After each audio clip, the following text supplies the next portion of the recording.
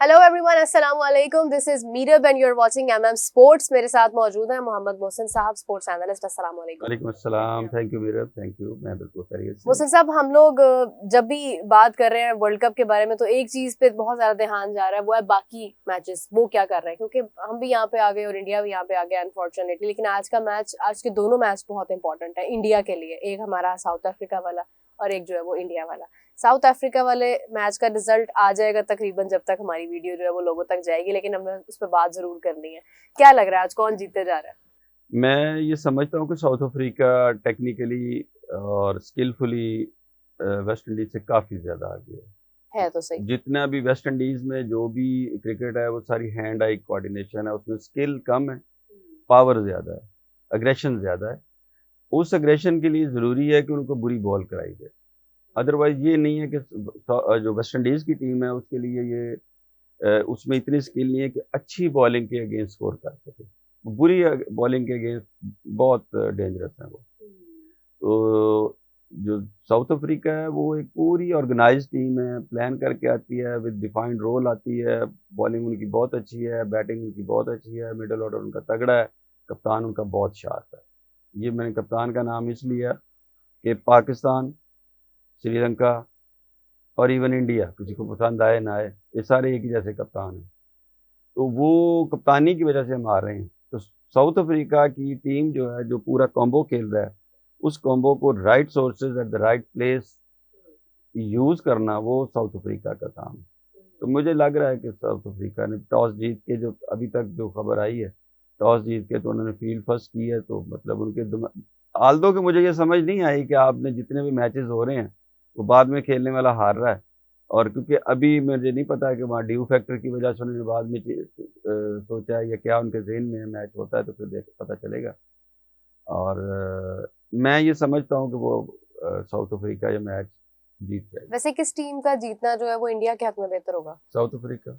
लेकिन इंडिया तो मतलब हारा नहीं है उनसे। साउथ अफ्रीका से। हाँ, तो वो तो हाँ पहले ही सॉरी, वो जीते हुए हैं। मतलब वो वेस्ट इंडीज जीते, उनके लिए तो हाँ, अच्छा है वो था तो कि वो अच्छा, तो तो, वो वेस्ट इंडीज का जीतना लेकिन हो मुझे जाएगा। लग नहीं रहा कि वो वेस्ट इंडीज, मुश्किल क्योंकि लग रहा है। इंडिया और पाकिस्तान के लिए दोनों ऐसी टीमें हैं कि पाकिस्तान सोच रहा है कि न्यूजीलैंड हार जाए। लेकिन जिस तरह आपको आज का डिसीजन थोड़ा सा कंफ्यूजिंग लग रहा है ना, कि फैसला जो है वो जिस तरह साउथ अफ्रीका ने पहले फील्डिंग का किया है, तो यहाँ से हो सकता है कि अपने गले पड़ जाए ये डिसीजन उनके। अगर ड्यू हैंडल कर लेता है इंडिया तो फिर तो चांसेस हैं कि साउथ अफ्रीका को मात मिल ही जाए वेस्ट इंडीज से। देखा, वेस्ट इंडीज का ज़रूरी है कि साउथ अफ्रीका से अगर उन्होंने जीतना है तो 180 190 के करीब आप स्कोर करेंगे, क्योंकि इंडियन विकेट्स पे इंडियंस जो साउथ अफ्रीका है, जितनी भी उनकी विकेट्स इंडियन की विकेटें हैं ना, वो हाई स्कोरिंग विकेट्स। लेकिन वेस्ट इंडीज भी मुझे लगता है कि काफी हद तक जो है ना ऑक्यूपाई कर लेता है, इंडियन विकेट्स को यूटिलाइज मुझे कर इस लेता है। फैसले की इसलिए समझ नहीं आई कि लाइक पाकिस्तान, हम्म। सौ वेस्ट इंडीज भी चेज में बहुत बुरा है। हाँ, अनफॉर्चुनेटली। तो आप देखिए कि उसने अगर उनको खिलाया है, तो मुझे इस बात की समझ नहीं आ रही कि उनको खिलाया क्यों। क्योंकि वेस्ट इंडीज को एडवांटेज है अगर वो पहले खेले, हम्म। क्योंकि उन्होंने तो मारदाड़ करनी है, अग्रेसिव क्रिकेट खेलनी है।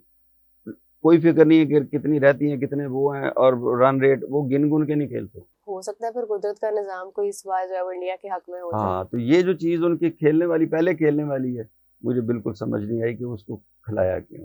बिल्कुल सही है।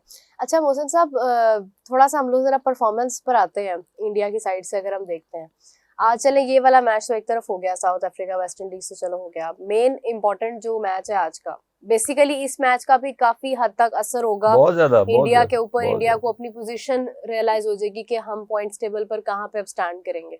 लेकिन ये है कि वो अनफॉर्चुनेटली मैच स्टार्ट होने से बिल्कुल पहले उन्हें अंदाजा होगा, उसका सारा बर्डन भी वो लेके मैदान में उतरेंगे। लेकिन ये है कि लेकिन ये इंडिया, फिर भी एक बहुत बड़ा एडवांटेज है कि वो हाँ, मैच इनसे पहले हो रहा है और उनको बिल्कुल पता होगा कि अपनी अब एवरेज हमें सेट क्या, करने के लिए हम एग्जैक्टली उन्होंने जिम्बाब्वे के साथ क्या करना है। एग्जैक्टली। तो अब ये है कि चले जिम्बाब्वे की बात कर लेते हैं। कोई बहुत अच्छी बॉलिंग तो उनसे एक्सपेक्ट नहीं कर रहे हम लोग, ये तो हमें पता है, क्योंकि when you are facing India तो ऑलरेडी आपके नर्व्स जो है ना वो काफी हद तक आपके कंट्रोल में नहीं यू रहते हैं। Are facing the best team in the world. Yes, और फिर दूसरा आप अंडर प्रेशर भी होते हैं। लेकिन ये है कि अगर आप बात करें जिम्बाब्वे की और इंडिया के बैटर्स की, जिम्बाब्वे की बॉलिंग, इंडिया के बैटर्स प्लस, किस बैटर के ऊपर जो है वो आपको काफी ज्यादा उम्मीद है कि जो जिम्बाब्वे के बॉलर्स को बड़ा बेहतर डील कर लेगा, हैंडल और कर लेगा? मेरा नहीं ख्याल कि जिम्बाब्वे की बॉलिंग में कुछ स्किल है। हाँ, कोई बिल्कुल स्किल नहीं है वो उसमें। सिर्फ देखे ना, उनका कोई भी बॉलर ऐसा बॉलर नहीं है जो बड़ा एक्स्ट्रॉर्डनरी है। अगर उनसे ऑस्ट्रेलिया हारा है या श्रीलंका, वो अपनी गलतियों से आ रहे हैं, उनकी बॉलिंग से नहीं आ रहे। उनकी बॉलिंग में क्या मरबानी है, और वो मजरबानी क्या है, वो नाम भी ऐसे ही मजरबानी और सिकंदर है। तो वो भी वेरिएशन ही करता है थोड़ी मोटी। तो वो इंडिया के लिए वो बिल्कुल एक इजी टास्क होना चाहिए। मैं नहीं समझता कि वो अब टकराए हैं एक टीम से जो पता चलेगा। वेस्ट इंडीज ने उनका क्या हाल किया। तो अभी जो बेहतर टीम है जो अपर टेयर की, तो उससे आप टकराए हैं। तो मैं नहीं समझता कि वो वन साइडेड मैच होगा। चले, इसका इंडिया उसमें अपने रन रेट को जो बेहतरी करना चाहता है वो कर सकता है, उसको प्लान कर सकता है इंडिया अगेंस्ट जिम्बाब्वे। सही। चले, ये वाला मामला जो है ये तो शाम तक हम अब देखेंगे कि मैच का रुख कहाँ पे जाता है। अब इम्पोर्टेंट चीज ये है कि 28 को हमारा टाकरा जो है वो होना है श्रीलंका के साथ, और हमारी जो पोजीशन है उसमें अब ये मैच जो है ये बिल्कुल बेसूद है, इसका कोई फायदा नहीं है। हारना भी है हमने, मुझे पता है, मैं रात का मान लिया हुआ कि हम मैच हार रहे हैं, लेकिन ये है कि फिर भी खेलना भी जरूरी है। अब पाकिस्तान किस स्टेज पर है? मतलब वापसी के रास्ते हमारे, आई थिंक ये 28 के बाद पाकिस्तान एयरपोर्ट की स्टेज पे ही है। अच्छा टिकट करा लें, अगर ओपन है तो कंफर्म करा लें, यही हो सकता है। उसकी वजह ये है कि जब आप क्रिकेट इस पर आ जाना कि जी वो जीते फिर वो हारे। पहले आपको मिलेगी जी न्यूजीलैंड हार जाए, हाँ जी, न्यूजीलैंड जो वो कैसे हारेगा, वो इतने रन से हार जाए। भाई जो कंप्यूटर पे थोड़ी खेल, तो वो क्यों हारे? तो वो इतना अच्छा खेल रहे हैं, वो डिजर्व करते हैं। दूसरा लूडो थोड़ी हो रही है। या कंप्यूटर पे आ गई इतना हारे, इतना आपने कुछ इक्वेशन थोड़ी बराबर करनी। तो वो उसके बाद आपने श्रीलंका से खेलना जी, श्रीलंका को आप इतने से हराएं, वो भी श्रीलंका को आप हरा लें, बड़ी बात है। चेज है कि आप कहें जी इतने रन से पहले खेल के ये और बाद में खेल के ये, हम तो चेज करना ही अजाब है हमारे लिए। वो ऐसे ही मतलब डिजर्व ही नहीं करती। देखिए पाकिस्तानी टीम कतई तौर पे ये डिजर्व ही नहीं करती कि वो सेमीफाइनल खेले। अनफॉर्चुनेटली कल तो मैं भी ये कह उठी हूँ, लेकिन फिर भी मोहसिन साहब एक देखिए उम्मीद तो दिल में बरकरार होती ही है स्टिल। मतलब आप कहते हैं कि अभी देयर इज नो चांस कि पाकिस्तान जो है वो आगे सेमीफाइनल्स में जाता है, लेकिन दुख इस बात का हो रहा है कि 2022 से कंसेक्टिवली इट्स हैपनिंग कि आप मतलब अगर ये मेरे ख्याल से 23 के बाद से शायद हम एक दूसरे, नहीं 23 में भी हम शायद मतलब आगे नेक्स्ट राउंड में क्वालिफाई, तो हम लोग तो मतलब पहले ही राउंड में बाहर हो जाते हैं अपने, चाहे हम होस्ट कर रहे हो चाहे हम मतलब घोस्ट हो रहे हो, जो भी हो यही हाल होता है। लेकिन ये है कि इस बार थोड़ा सा ये हुआ था कि चलो हम ग्रुप 2 के अंदर जाके हम मतलब सुपर 8 के अंदर हम गए हैं और थोड़ा सा वो हमने कोशिश की, बट स्टिल मुश्किल मैचेस में हम कुछ नहीं कर पाए हैं। तो ये सिलसिला इसी तरह चलता रहेगा तो क्या करेंगे हम? मतलब हमारी क्रिकेट में क्या इंटरेस्ट रह जाएगा? हमारी क्रिकेट में पहले इंटरेस्ट खत्म हो चुका है। आप देखें कि हमारा जो गलत फहमी है ना वो ये है कि हम जब हारते हैं किसी से तो डिसअपॉइंटमेंट होती है। डिसअपॉइंटमेंट इसलिए होती है कि जी हम हार क्यों गए, जबकि जिस तरह आपने पहले कहा है कि आपका जो मुकाबला इस वक्त आप कहें ना कि Australia, New Zealand, England, India, south Africa, इनमें से किसी के खिलाफ भी हम नहीं चल आप नहीं चल नहीं रहे। आपका इनसे ज्यादा मुकाबला है ही नहीं। जिस तरह किसी वक्त आप खेला करते थे तो अफगानिस्तान से मैच है या बांग्लादेश से मैच है या श्रीलंका से मैच है, तो आप कैलकुलेट ही नहीं करते थे, तो आप फॉर ग्रांटेड लेते थे कि जीते जीते हम जीते हैं। हाँ। इस वक्त आप जिस वक्त आप नमीबिया से खेलें या नीदरलैंड से खेलें, तब आप सोच रहे होते हैं कि हम जीतेंगे या हारेंगे, तो क्या हक पहुंचता है आपको सेमीफाइनल खेलने का? किसी भी तरह आप ये सोच सकते हैं कि जब आप नीदरलैंड या नमीबिया की कैलकुलेशन भी कर रहे हैं तो फिर आप ये सोचें कि हमें सेमीफाइनल खेलना, तो बिल्कुल भी हक नहीं पहुंचा आपका। जिस किस्म की आप टीम सिलेक्शन कर रहे हैं, यहाँ पे मैंने कल बात की थी, मैंने कहा था कि आपको महीने डेढ़ में, हाल दो कि इरफान साहब ने उस पर डिफर किया था, लेकिन मैं आपको बता रहा हूँ कि 15 दिन में, महीने में, डेढ़ में ये बात निकलेगी कि ये जो हो रहा है ये पाकिस्तानी टीम नहीं है, ये कुछ लड़कों की टीम है, ये कोच की टीम है, ये पाकिस्तान की टीम नहीं खेल रही। इसमें अगर आप ये सोचें कि जी दुनिया इसको भूल जाएगी कि आप इंडिया के खिलाफ खेल रहे हैं और 10वें ओवर के बाद आप उस्मान तारिक को लेके आ रहे हैं, नहीं भूलेगी इसको। दुनिया इसको नहीं भूलेगी कि आप इब्रार को नहीं खिला रहे, दुनिया इसको नहीं भूलेगी कि आप इब्रार को कंटिन्यूस मैच नहीं देते। इसलिए नहीं देते कि वो नंबर 2 बॉलर है पाक दुनिया का, तो इस वक्त रैंकिंग में नंबर 2 है और आपने उसको बाहर बिठाया हुआ है। तो मिस्ट्री बॉलर क्या हुआ? मिस्ट्री यही है ना कि वो मतलब घर पे बैठा है, यही मिस्ट्री है। हाँ, हिस्ट्री हो गई। अच्छा, दुनिया इसको नहीं भूलेगी कि शादाब ने क्या परफॉर्म किया और कैसे अंदर है, नवाज ने क्या परफॉर्म किया और कैसे अंदर है, फहीम किस परफॉर्मेंस पे अंदर है, बाबर किस परफॉर्मेंस पे अंदर है। आप एक ओवर अगर इब्रार से नहीं होता, उसको आपने बाहर बिठा दिया है। और जो शादाब कर रहा है आपके साथ कंटिन्यूस, जो आपके साथ नवाज कर रहा है, यानी इन लोगों, जो आपको फहीम कर रहा है, जो आपके साथ साइम कर रहा है, जो आपके साथ बाबर आजम कर रहा है, और जो कप्तान हिमसेल्फ कर रहा है, क्या कर रहा है? 12-12, 14-14 की एवरेज है, 12-12, 14-14 की एवरेज है एक सीरीज में, और उनको, वो आपके मेन प्लेयर हैं, उनमें किंग भी शामिल है। तो आप मुझे बताइए कि अगर फहीम अशरफ से आपने ओवर नहीं करवाने, नवाज से आप ओवर पूरे नहीं कराते, कितने? 4 ओवर। शादाब से अगर आप 4 ओवर नहीं कराते, क्यों है वो? साइम से आप 2 ओवर कराने के लिए उसको खिला रहे हैं, तो वो ऊपर तो वो 0 है, ओपन में तो 0 है ना, तो देन वाई कि उसका क्या मतलब है उसमें खेलने का? अच्छा, शाहीन से मुझे एक और बात याद आई। मोहसिन साहब, आपके पॉइंट से थोड़ा सा हट रही हूँ, उसके लिए माजरत, कि शाहिद अफरीदी साहब ने कहा कि मुझे शाहीन की ईगो सिर्फ जो है वो थोड़ी सी जगानी थी और मुझे उसको बूस्ट अप करना था, क्योंकि काफ़ी दिनों से मैं देख रही थी कि वो उनसे जब भी बात हो रही थी शाहीन के बारे में, तो वो यही कह रहे थे कि नहीं, इन सबको मैं होता तो मैं इनको ना खिला रहा होता। तो शाहीन ने उसके बाद विकेट ली अगले मैच में, तो शायद वो मतलब कहते हैं ना कि अपना अगर कोई बात तनकीद कर रहा हो तो आप ज्यादा उस पर रिएक्शन देते हैं, लेकिन क्या विकेट लेना इनफ है या विक्ट्री के लिए विकेट्स लेना जरूरी है? देखिए, ये जो बात है ना, ये तो एक से दूसरी जुड़ गई, तो उसका एडवांटेज लेने की कोशिश कर रहे हैं। कि अगर आप शाहिद अफरीदी ये कह रहे हैं कि जी मैंने उसकी ईगो जगाई और उसने विकेट ली, मैं तो ये आर्गुमेंट बाय नहीं कर सकता कि ईगो जगानी पड़ती है। इसका मतलब ईगो सो रही थी। आप मैच खेलने गए हैं पाकिस्तान का, और पाकिस्तान को आप रिप्रेजेंट कर रहे हैं, being a prime fast bowler, तो आपको ईगो जगाने की जरूरत है या घर के जगा के जानी है आपने? मतलब आप टूर्नामेंट से बाहर हो रहे हैं, आपकी ईगो सो रही है, ये क्या बात है? तो ये जो बात है ना, वो एक उन्होंने बात की, उस परफॉर्मेंस दे दी। वो परफॉर्मेंस देखें, वो जो परफॉर्मेंस होती है ना, वो तो फहीम अशरफ भी दे देता 3 आउट करके। हाँ, और वो वो लाजमी नवाज भी देता दे है, देता है, फहीम का तो लाजमी है, वो फहीम भी जब देता आता है, विकेट फिर लेता है। नवाज भी 2-3 आउट कर देता है। फिर उसने कर दिए थे। इंग्लैंड वाले मैच में उसने भी किया। अच्छा, तो मतलब वो आप उनको अच्छा बॉलर कह देंगे? अच्छा बॉलर क्यों होता है? कंसिस्टेंसी से, कि आपकी कंसिस्टेंसी इन परफॉर्मेंस क्या है, फिर आप अच्छे खिलाते हैं। चलें, 3 आउट कर दिए उन्होंने, 4 आउट किए, 4 आउट किए, 4 शाहीन ने आउट कर दिए। अगला मैच आप कहती हैं कोई 2 को कर लेगा? है किसी को यकीन? तो है तो कोई बंदा को कह सकता है? गारंटेड तो नहीं कह सकते, नहीं ना कह सकते आप। चलें, यही अगर ये आप गारंटी देते हैं कि वो स्कोर नहीं खाएगा, कोई कप्तान ये श्योरिटी देता है कि वो लास्ट ओवर में, डेथ ओवर में जाके कर लेगा? लेकिन इसकी तो वो जस्टिफिकेशन खुद देता है ना कि मेरा काम जो है विकेट लेना है, मुझे से फर्क नहीं पड़ रहा कि मुझे रन्स क्या पड़ रहे हैं या मेरी पेस क्या है, मुझे तो विकेट लेनी है, मैं विकेट टेक करूं।